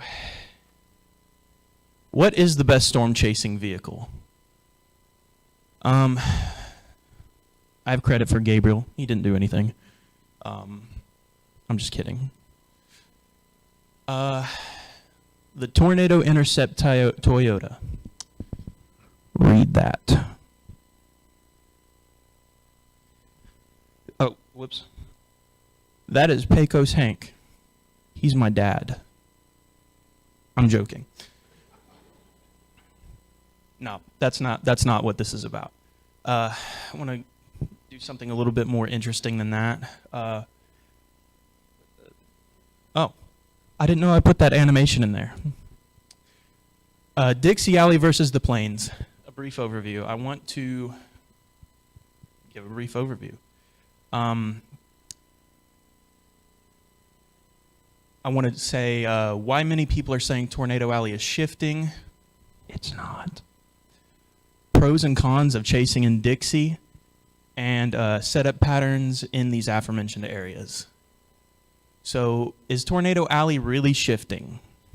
No, it is not. Let me explain why. This is a population density map in the United States currently. So you can see that you have all these areas out in the plains where there are not very many people. Population density is very high in the plains. What correlates with that? Population growth. So I don't know if you can tell. I'm going to get down here so I can actually see this. Over here, there are going to be slight yellows. This is population loss over time. This is from 1980. I picked that time because, most of y'all haven't been chasing since then, except for Tim Marshall. He's ancient. Where is he? He's not here right now? Oh. I was hoping he would give me the see me after class look. But we have slight yellows over here, which indicate population loss over time since 1980. And over here, there are some areas of yellow, but most counties are experiencing population growth over time. Usually, the rural counties are going to experience 14,000 people over this time frame, 14,000 people gain per county. And it correlates to these maps, which I have the links posted above. I don't think that y'all can read them. But this is the 80s. You can see that there is a lot of tornadoes in Oklahoma. The 90s over here, it shifts slightly. In the thousands, there's a hot spot over Dixie. And then, April 27th, 2011, it speaks for itself. But we get more tornado reports in Dixie Alley, specifically because of population growth. Not specifically, but it contributes to it. So you have more people, in the smartphone era as well, they can record videos of tornadoes, submit them, report them. Storm chasing is becoming a more prevalent hobby. And more tornadoes are getting reported. So I think it's just a side product of growth of technology plus population growth. What can we do to get more videos of tornadoes in Dixie, though? The culprit, this man. Do you like trees? Me neither. Cut him down. For every follow my Twitter gets, I will cut down one tree in Dixie. I found this funny at 3 a.m. Oh my God.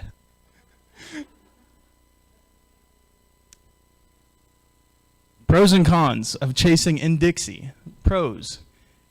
This is a pro from a chaser standpoint, not from a destruction standpoint. But Dixie tornadoes tend to be longer tracked on average than Plains tornadoes, so even if a chaser isn't on a cell when it drops a tornado, they still have a chance to catch up and see the tornado. Dixie has less deviant tornado tracks, in my opinion, due to faster storm motion in Dixie. So it's easier to predict where it's going to be. Look at violent Plains tornadoes. You have El Reno 2013, which is just about the most deviant thing I can imagine. Another thing that comes to mind off the top of my head is Ellie, Manitoba. Have you seen the storm track on that thing? It's crazy. A less defined tornado season, so sometimes on just a random weekend we could get like a slight risk or an enhanced risk out there no matter what time of year it is. Like we've had a couple of October chases that have produced some supercells. Didn't really get anything good out of it, but that's just happenstance. These are the only pros. Cons. Trees, hills, high precipitation supercells, bad drivers, QLCS, fast-moving tornadoes, terrible road network, Yazoo City, it speaks for itself, and night tornadoes. So, yeah. In conclusion, regarding Dixie, I am not done with this presentation. Given all the factors working against Dixie chasers, I would argue that the assumption that Dixie chasers are simply built different is a logical conclusion to make. We are better. Catch me outside. So, setup patterns in the Plains. Broken down to its most basic, Plains setups typically involve a more discrete storm mode than something that you would find in Dixie due to less than favorable thermodynamics and kinematics coupled with a lack of overly saturated air masses. So you get more LPs out in the Plains, but you guys knew that. Cells will form on more subtle boundaries such as prefrontal confluence bands, dry lines, and shortwave troughs. This will further allow for discrete development. Dixie, we get more QLCSs. I don't like it. But they will form along a cold front due to drastic temperature gradients and due to the linear pattern of a frontal boundary, a non-discrete storm would be the more likely than anything else. And it's difficult to predict where the tornadoes are going to be in that line. The tornadoes that spin up from QLCSs are usually shorter lived than discrete tornadoes, have shorter mesocyclones, like they might stop around tilt 3, and forgot what I was saying. ADHD sucks. I'm of the opinion, so disclaimer, that QLCS tornadoes form from the bottom up. It's not proven by science yet. Pronounced forcing on boundaries will drag ground-based vorticity into the vertical, allowing for a fully fledged tornado to form. The longer-lived Dixie tornadoes will form on discrete cells ahead of the line in the warm sector, which is the area between the cold front and the warm front where vertical wind profiles are strong and moisture is abundant. Disclaimer, neither of these setup patterns are exclusive to any of the areas around the globe, so you can have, it's not mutually exclusive, is what I'm saying. So I have some photos that I'd like to share since I have this platform to speak to you all on. I didn't even have to chase for this. I just walked out of my dorm for this. That's the best kind of chase. So this was some mammatus clouds outside of my dorm at Bayou Suites in ULM. I liked it. My friend Tyler right there edited it. I told you I'd shut up. I don't care. I think this goes to show that even if you're at the tornado, it's not always a good photograph. It was cool in the moment, but this is the Sulphur Springs EF2 tornado that occurred on November 4th, 2022. It's grainy, but you could tell it's there. So, This is one of my sunset photographs. You could tell. It was in Lake Charles, my hometown of Lake Charles on the Calcasieu River. I think it looks pretty. This is a lightning photograph. I have to get creative. I use iPhones. I hate all you people that have cameras. I'm sorry. I actually got that in a time lapse and I screenshotted it. How's that for janky? Do y'all do that? Just me? God, I feel like a loser. This is another sunset photograph I took over Toledo Bend, facing Texas on the Louisiana side. It's actually one of my favorite photographs I've ever taken. And I took it on accident, honestly. This is of a unrated tornado that happened in Mound, Louisiana on November 29th, 2022. I was able to get backlit lightning. I tried to do what I could to make it look better, but you can see it over there. Fox News didn't even know that that was a tornado. I gave them that photo, and they were like, ominous clouds approach as a tornado forms. I don't know why I put that in there. I was delirious. Yeah, that too. Yeah, I mean, my name's Hayden. Men hate me. Women hate me too. I'm sad. We got time for maybe a question or two if anybody has any. No? No? Okay. Thank you. So, general conception is SVC is like why would you forecast when SVC is likely better? Is, basic question that many people would ask. Well, SVC is very intelligent forecasters working around the clock to produce forecasts on a scheduled basis. There's one issue with this. These forecasts are scheduled, so minute changes over a very short amount of time will likely not show up on a forecast map. You could have your instability increase to just enough to where you're actually getting supercells that could produce tornadoes. However, the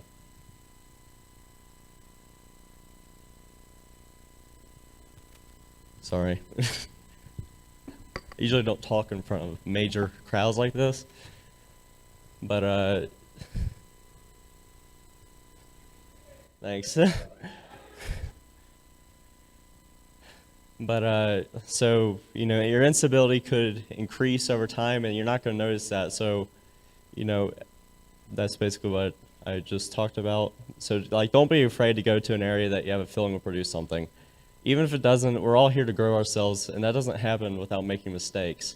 So, if that slight increase in instability could produce that tornado, or that slight increase of SRH could produce that tornado that you're looking for. However, it doesn't show up on the SVC map, so looking at mesoanalysis, Storm Prediction Center mesoanalysis is something that I like to use. This is not mesoanalysis, this is the tornado outlook for the day that I'm about to talk about. So, this is a typical day that could break you. 2% risk over a very large area. Where are you supposed to go in that? I mean, it's over so many states. But I'm going to give a scenario. I'm from Mobile, and this is how that's basically where I started out on this day. You're going out, you get off of work at like 5 or 6, and you only have about 2 hours before these storms are going to go into the area that you're trying to forecast for. So let's look at what we're working with. This is the mesoanalysis. I used Storm Prediction Center Event Archive, and this is what I was able to pull off of it. So you have your is this red button the laser? Okay. You have your instability increasing just I can't really see it. Hold on 1 second. Let me stand over here. You have your instability increasing and starting to shoot up north, and this is at 0Z. Your line's going to be moving in around about 8 p.m. I was starting out in Mobile, and this instability I saw was increasing throughout this area right here. This is probably the most impressive parameter of that night, but yeah, and that's just a better shot of it. So this was your MLK values. The previous one was your surface-based. Your MLK values, you can see same thing. It was starting to increase throughout this area. So I was under the impression, okay, well, it's a little bit better fuel. Might as well just try it. So that I, was looking at lapse rates as well. You can see 0.03 kilometer. You do have an increase in lapse rates throughout this area. Currently, I know a lot of people, or the tornado that did happen, one of the tornadoes happened up near, I think it wasn't Yazoo City, it was in eastern Mississippi, where that 5.5 lapse rates were. These, the 0.3 kilometer, 6 Celsius per kilometer, I think, is that right? Asking you, Hayden. Okay. So, and this is your 700 to 500 millibar lapse rates. You do have an increase more towards the coast, but you can see you have maybe a few spots reaching just the 6 right there. And so I was thinking, okay, well, you have enough fuel for these storms, so might as well, let's just look at our kinematics. So your 0 to 3 kilometer SRH, your 200 meters squared per second squared was starting to move out of this area going up north, and you had, this is, SRH was starting to erode at this time, I won't lie. But you still had around 100, maybe a few spots reaching 150 SRH in this area. That's a better view of it. There's your 0 to 1 kilometer. This is more closer to the surface. And you can see still about 150 SRH over Mississippi. You have areas just to the north that's about 150 as well. And then you have that 100 SRH line that's starting to, approach. So your SRH is eroding at this time.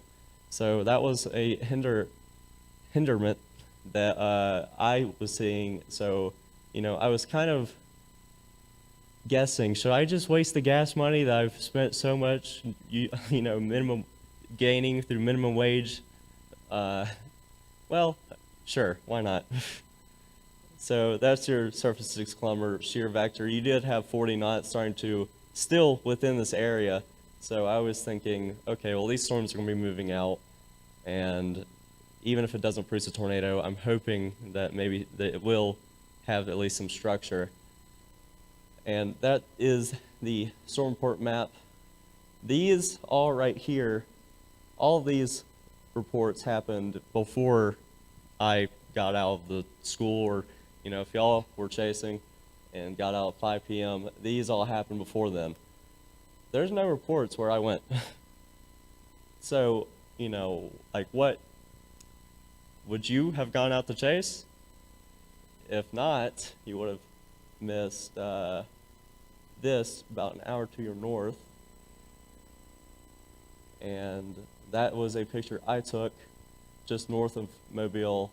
I went up north, and because I was like first out of maybe the first 3 chases that I've done, and that was actually very surprising that I noticed that. The sounding for that, I asked Kyle J. Gillette on Twitter for, and he provided it. It looks like good sounding, but then you realize how small that is.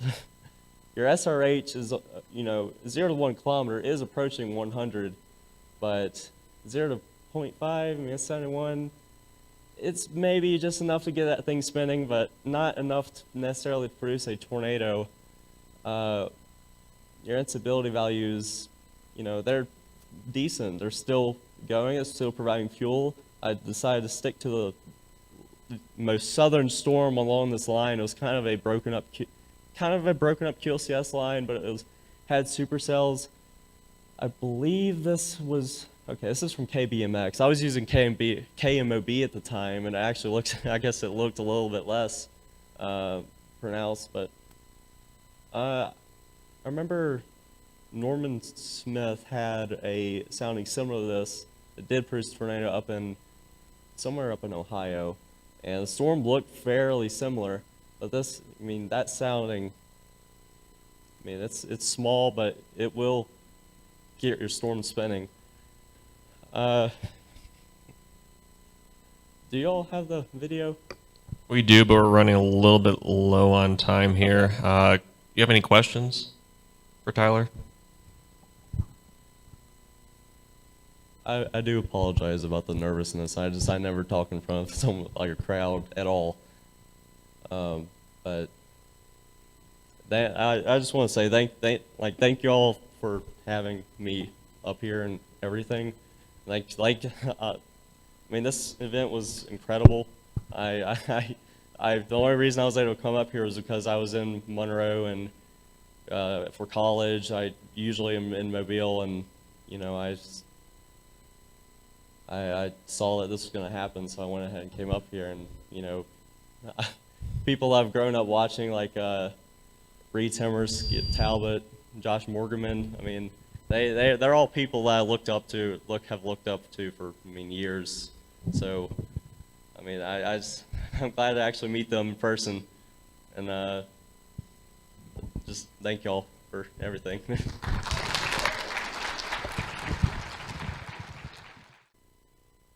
All right, we're actually going to be talking about tornadoes of northern Appalachia.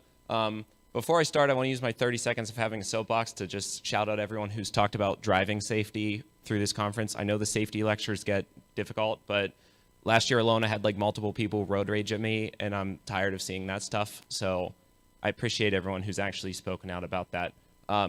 So when we think of Tornado Alley, we generally think of Oklahoma, Kansas, Texas. Some of us might think of the Northern Plains and states like Illinois, but there are a lot of other regions in the United States and in the world that are prone to tornadoes as well, even if it's not quite as much as here in Oklahoma. One of those regions is northern Appalachia. So before I get into that, just a little bit about me. I was born and raised in Mars, Pennsylvania, which is just outside of Pittsburgh. I've lived in Athens, Ohio since 2015, where I went to OU, the original OU, not Oklahoma, with a major in aviation flight and a minor in meteorology. And this will be my 4th year planes chasing, so I got to start in the great year of 2020. So I'm hoping for finally a good year in the planes come in May. So defining what I consider to be northern Appalachia are going to be the green and purple regions on this map. So just show hands, is anyone actually from the counties highlighted in those green and purple regions at the top? One person, yay. Okay.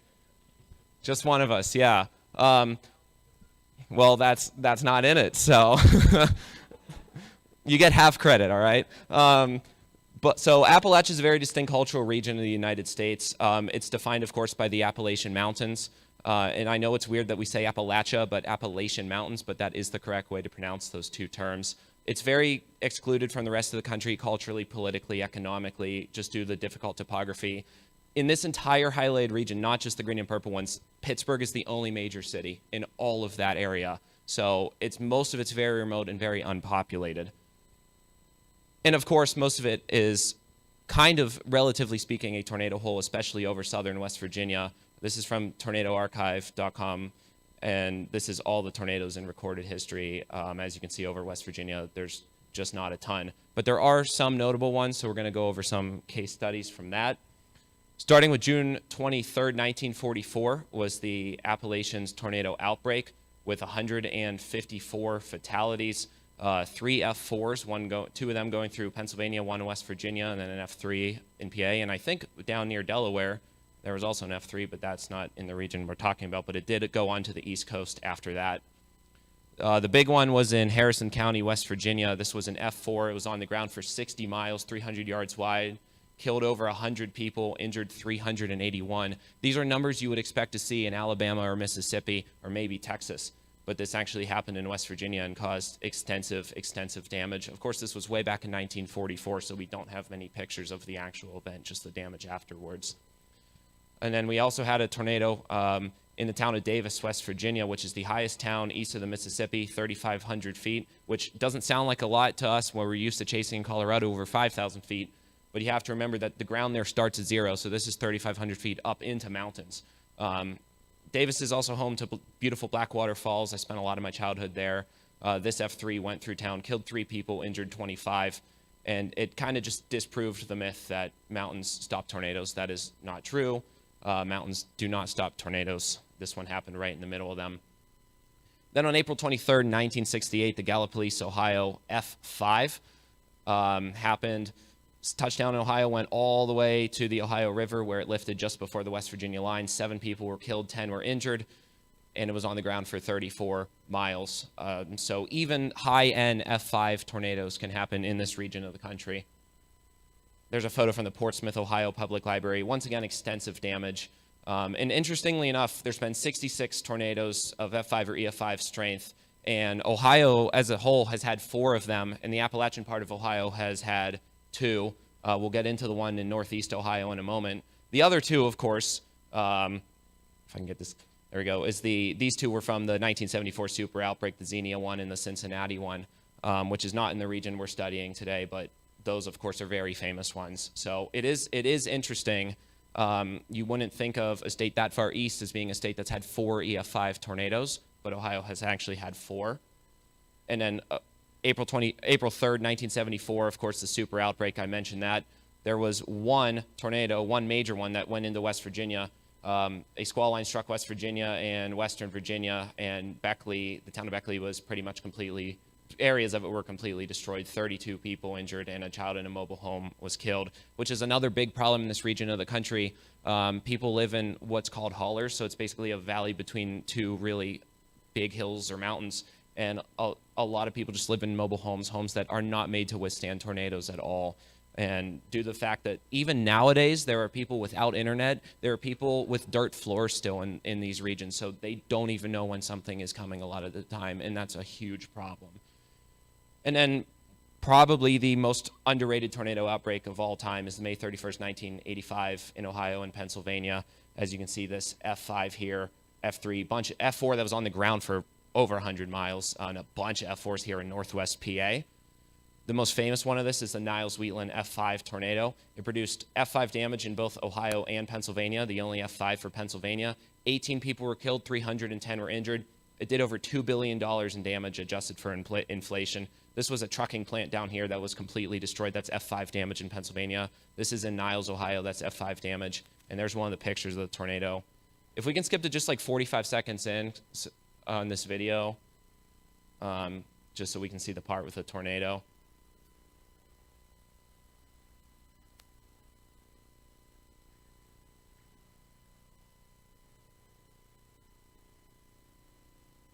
This guy, I don't believe, was even a chaser.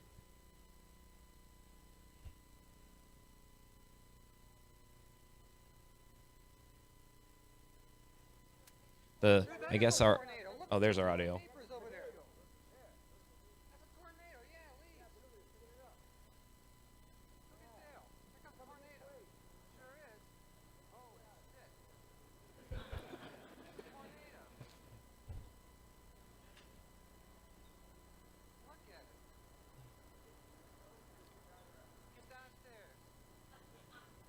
If you look closely, there's a couple horizontal vortices that are going to come off the left side of this. This is actually insane footage.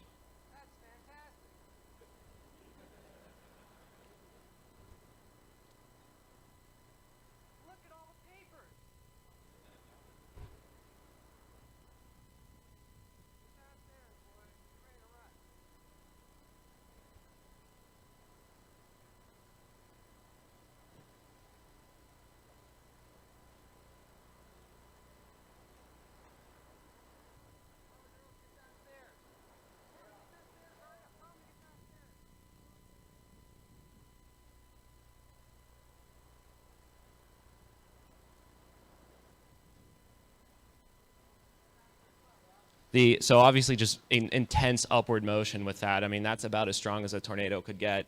I think if any of us saw something like that, even in the plains, that would be a career chase day. And this happened in Pennsylvania. I mean, look at the horizontal vortices off the right side of that. Just an incredible tornado. And we can go to the next slide. It's not letting me click. And I love that guy's accent too. Those of you who've been to Western Pennsylvania would recognize that that is a very thick Pittsburgh accent. And I think it's hilarious the way he describes that tornado. This is the same day. This was the Beaver Butler County F3. It destroyed the Big Beaver Shopping Plaza, killing 3 people. 40 homes were destroyed in my hometown of Mars. It was a very high-end F3, and some of my high school teachers who were alive when this happened actually remember seeing this going across. I think it crossed just like 2 miles north of where my parents' house is. So obviously, I mean, once again, that's a plains-looking tornado there with the white. And you know how tall it is too. That's just something you don't typically see that far east in the U.S., but it happened on this day. More tornadoes from this day. Honestly, I could do a whole presentation on this outbreak. High-end F4 that destroyed more than 90,000 trees near State College, Pennsylvania, and F4 in New York. Several across the border in Canada, including an F4 there. 65 died in Pennsylvania. 90 people died total. Over 1,000 injuries were reported. And I know when my mother grew up in Pennsylvania, she told me that there was never any talk about tornadoes. They didn't do any sort of tornado drills. That changed after this day. There was this mindset that, oh, we're not Oklahoma, we don't get tornadoes. After that mindset got 65 people killed in the state, and it was a wake-up call. And I think it's a wake-up call that a lot of the rest of the country needs to have. Basically everything east of the Mississippi could potentially get a tornado like this, maybe with the exception of like Maine or something like that. But it just kind of dispels the myth that it doesn't happen there. So a couple more recent examples. October 21st, 2021. I'm calling this the October surprise outbreak. It was a bunch of low-end tornadoes, but there were, I believe, like 30 between the Cleveland and Pittsburgh warning areas in one day. They all came after dark, so I didn't get to chase it. There you go, 19 total in the Ohio River Valley between Cleveland and Pittsburgh. And here's some F2 damage that happened to a house. Other notable tornadoes. The first two, I'm going to show some pictures. 1980, there was an F4 in the suburbs of Pittsburgh. 1886, there was an F4 in Meigs County, Ohio. That's a really old example, and I question, how accurate the ratings are from tornadoes back then. But it is interesting to think about and imagine, like, the amazing tornadoes that even would have happened here in Oklahoma 500 years ago. I'm sure there's been some crazy ones we never got to see. October 16th, 2010, in Athens, Ohio, F2 came through. There's another example of mobile homes. This is like in a holler, how a lot of people live. This is our high school football stadium that got completely destroyed and had to be rebuilt. And I'm really glad they rebuilt it because the football nerds in here will know that next year a guy named Joe Burrow had his freshman year of high school football there. So thank goodness that they rebuilt that. And I hope the Eagles beat the Chiefs in the Super Bowl because I'm mad that you all beat us. So June 2nd, 1998, this hit downtown Pittsburgh. Downtown is right here, and it crossed this area to the south. It's called Mount Washington. Go Cowboys. What's that? Say go Cowboys. Oh. And what's interesting about this one is that it kind of disproved 2 tornado myths. Number 1, tornadoes do happen in hilly areas and mountains, and number 2, tornadoes do happen in cities. I know there was the Salt Lake City, I think also from 1998, and this came very close to downtown. And it's actually a really pretty vantage point if you've ever been to Pittsburgh. That's like the place to go to overview everything. So we'll finish with just a chase case. This was March 23rd, 2022. There was a huge 5% in the south. I live here, so obviously I was in this 5%. We do get a couple 5% every year in the region. Kind of a crazy photograph here. I mean, insane low-level change, and then the veer back, it just shoots straight off. I mean, this is from a model, but that's just crazy to see. kind of straight though, so the splitting storms were going to be a concern. And you don't want to get focused on this little PDS tour. I know we've all done that before. We look at the models and we see that, and we lock in on that and don't look at the rest of the photograph, right? 9:10 a.m. in Athens, Ohio. I was 15 minutes away. This is at an airport, and just waiting for the day to start. This is kind of what you want to see in the morning, clouds that were just slowly starting to break to allow the destabilization of the atmosphere to happen. And then the tornado watch was issued from Youngstown, Ohio, all the way down into eastern Kentucky for a few tornadoes and winds up to 70. 2:40 p.m. in Athens, Ohio. This is taken from a drone over the city because I could not see this from the top of the parking garage that I was in because, again, the topography makes it very hard to chase. But here's a storm, kind of matches the photograph a little bit there. You know, you can see it been way blown off to the north, so that was true. Those upper level winds were just probably over 100. And then the lower levels, you started to have the hook. Classic supercell here. There's your base. And off to the right, obviously, you got your rain.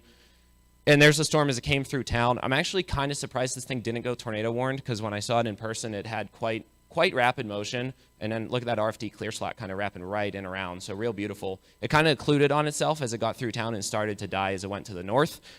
So then SPC put out another thing saying tornado threat will actually be maximized along the West Virginia-Ohio border. So I'm here in Athens County, Ohio. I decided to drive east into West Virginia. This is at 5 p.m. in Pennsboro, West Virginia, of a supercell. I bet none of you thought there'd be a picture of a storm from West Virginia at this conference, but I knew I had to be the one to do it because I'm the only one crazy enough to chase in that state. It is impossible to chase. Imagine being in like the Ozarks in Arkansas, same type of topography, and it's just very, very difficult. 6:06 p.m. We've all done this, right? I drive into West Virginia. I'm here in Pennsboro. There's a tornado-warned storm back in Athens when I'm in West Virginia because the atmosphere is very cruel and likes to screw with us sometimes. So ended up heading back. That was the tornado-warned storm. This is in Parkersburg, right on this is the Ohio River border of West Virginia and Ohio. And I just kind of watched it go off into the sunset. It kind of got a little mothership structure as it went off, so it wasn't a bad storm at all. Speaking of mothership structures, June 8th, 2022, I was out in the plains, so I didn't get to see this, but my colleagues at Ohio University in the meteorology department were able to take this amazing, amazing picture. I mean, this is S tier. This is like North Dakota in July type of storm you would expect. And it actually had put down an EF2 in Hocking Hills, Ohio, that destroyed like an entire hillside and knocked over a bunch of trees. And then it came into Athens, and I mean, I would have paid $1,000 to be able to see that, but I was looking at like clear skies in Nebraska because that's what June was for us last year, wasn't it? So, is Appalachia actually a tornado hole? Well, to me, it's kind of relative. If we're comparing it to Oklahoma and Kansas, yes. But compared to even anywhere west of the Rockies or almost anywhere else in the world, it's not. Tornadoes are more common in the eastern, and this applies to, if any of my friends are from New England and Northeast, it applies to you guys too. From a global perspective, anywhere in the eastern two-thirds of the United States is Tornado Alley. We don't think it is a dangerous assumption that we think that we're not Oklahoma, we don't get these tornadoes. We do. They kill people. It's something to worry about. And of course, with the extreme rural poverty and people living in, places like this, a lot of tornadoes probably just go unaccounted for too. They touch down and don't cause a lot of damage because there's just not much around. So if you guys are interested in following me, this is a little bit of my photography. I also do like some Northern Lights stuff, storm stuff. I'm just Andrew Guidarelli on everything. I made an hour-long video on YouTube that just went live a couple days ago if you all want to check it out. And that's all I got. Thank you very much. All right, thank you, Andrew. That was a very good presentation. Sorry we had to kind of cut you short there on the time, but we got to be out of the building here shortly. Maybe we have time for one question, Eric, or you need? Yep, one question. One question. Anybody? Oh, right here. Not necessarily a question, but I was talking to you yesterday, I think a little bit, but yeah, great presentation. Definitely areas that don't get talked about as much, which makes sense because we don't get the numbers like they do out here. But same time too, go a little farther east where I'm from, it's kind of the same thing in a sense. Nothing maybe extremely that big, but there have been EF3s, EF2s in southeastern PA, Delaware. Jersey had that one just the other year. Mullica Hill, I believe. Yeah. Right? So like it can happen. It's a tough area, but the area I'm in, it's relatively flat, especially with the Chesapeake Bay there and the peninsula and stuff. So I love that area. It's flat, open farmland. You're limited as far as with the cities and stuff, but when you're around there, you sort of learn your area, and yeah, sometimes you can luck out every now and then. But Yeah, no, I just want to say, great presentation for somebody else from the same general area. Yeah, thank you. Yeah, don't drive all the way from here to West Virginia to chase unless you just really want to go camping and storm chasing just happens to happen. I live 20 minutes from there, so that's why I do it. But it's cool because if I ever actually do get a really good tornado picture from there, I'll be the only person to ever do that. So the odds are low, but the reward would be high. So. Awesome. Thank you so much.